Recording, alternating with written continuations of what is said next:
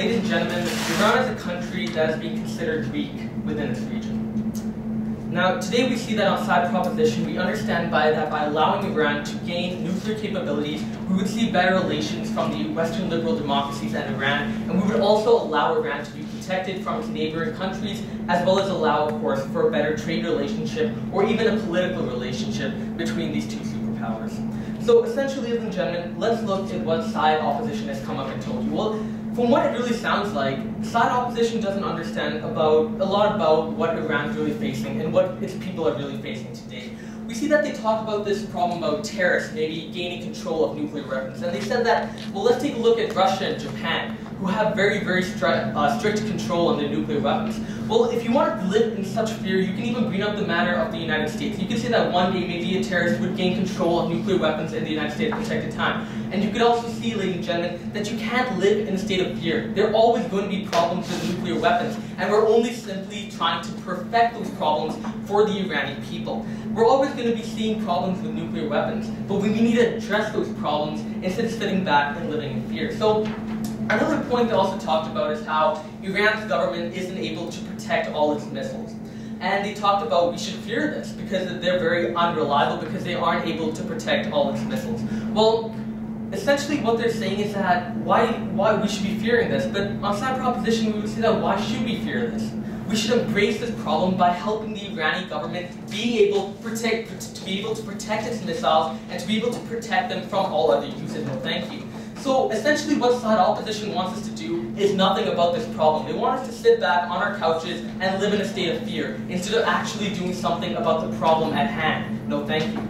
Now they also brought up this point about how the leader there is very volatile and how they have a very volatile leader. But ladies and gentlemen, we could look at Israel and we see that the Jewish leaders there have made similar remarks about Iran as well. They've said that we will try to nuke Iran as much as possible, and so far, from my knowledge, it hasn't happened yet. Now, they also talked, of course, about Jewish peoples probably being in some type of danger if Iran gets a nuclear weapon because of their leader being volatile. What they really don't understand is that Israel has a second strike capability, and the fact that they can retaliate against Iran. Now, we can't consider that Iran's government is stupid. The Iran's government is not stupid, ladies and gentlemen. If they are, they're a very knowledgeable government because they understand that they have a problem within their nation, and they're actually trying to meet those problems. So as the United States, as Canada, as Western liberal democracies, we should help Iran in being able to address these problems.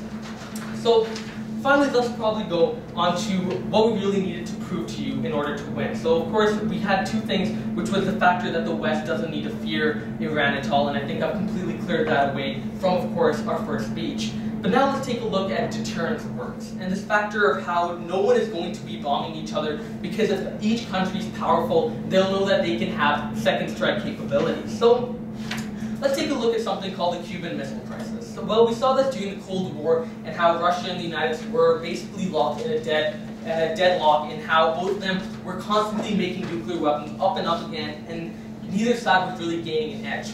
Why didn't Russia, for example, just bomb the United States? Or why didn't the United States just bomb Russia? It's because in their mind they knew that they could strike back at us because they had nuclear weapons in the first place. So if we look at the Cuban Missile Crisis, of course Russia moved all their nuclear weapons into Cuba, and the United States was very afraid of this. But what happened? Not even a fist fight occurred. Not even a fist fight. Nothing happened at all. It was just simple fear and a lot of money wasted on extra intelligence.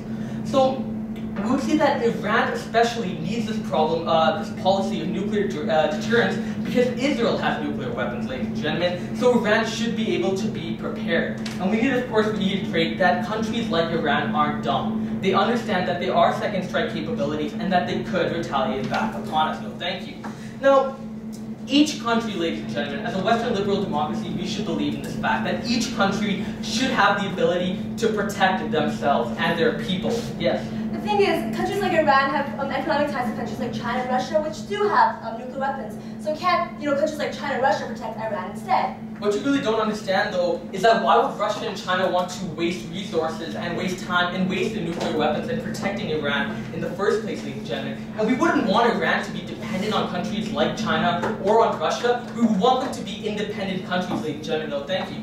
Now, So essentially, as I was going on, no thank you, each country should have the ability to protect themselves. Now, as I said before, we can pick up another, I'm not going to be playing whack-a-mole with you guys, please sit down.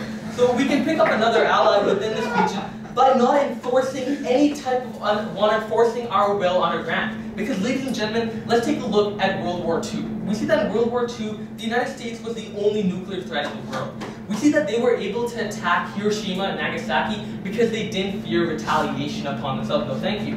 Because they didn't fear retaliation. So think about it like this. If Hiroshima and Nagasaki had nuclear capability, would the United States really have tried to not waste money, sorry, but would the United States have tried to risk maybe bombing Hiroshima and Nagasaki? No, because they understood that retaliation is a possibility. So now I'm just going to take a sidetrack and give you a type of analogy. Let's look at chess. We look at this point of stagnation, ladies and gentlemen, and we see that in stagnation, the factor when two kings are essentially just moving around, not killing each other, and this is where the game is really called a draw. So why is it called a draw though? It's because both teams have two players, they have two kings, who have the same abilities and the same power. And neither team's attacking each other, ladies and gentlemen. So we see that in moments of stagnation, where two powers have the exact same capabilities, they both won't attack each other because they know that they're both very powerful. Now, we can also talk about the issue about Iran's financial crisis right now and how they have pretty much a declining economy with local peoples disrupting the local economies within the region, ladies and gentlemen. And we see that Iran's nuclear capacity is based on their economy, and their economy is declining. So, of course, Iran's nuclear capacity wouldn't be as much as we have to be fearing about it. Now, no thank you. So we've really shown you, ladies and gentlemen, of how even if the tables are equal, neither team will attack each other. Nor will Western liberal democracies will attack the Iranian people, nor will Iran attack these other people. Of course, side opposition came up and said, this isn't only about Western liberal democracies, it's about the other countries within the region. But we see, ladies and gentlemen, that the other countries within the region also have nuclear capabilities and will follow this simple point of the fact that deterrence actually does work.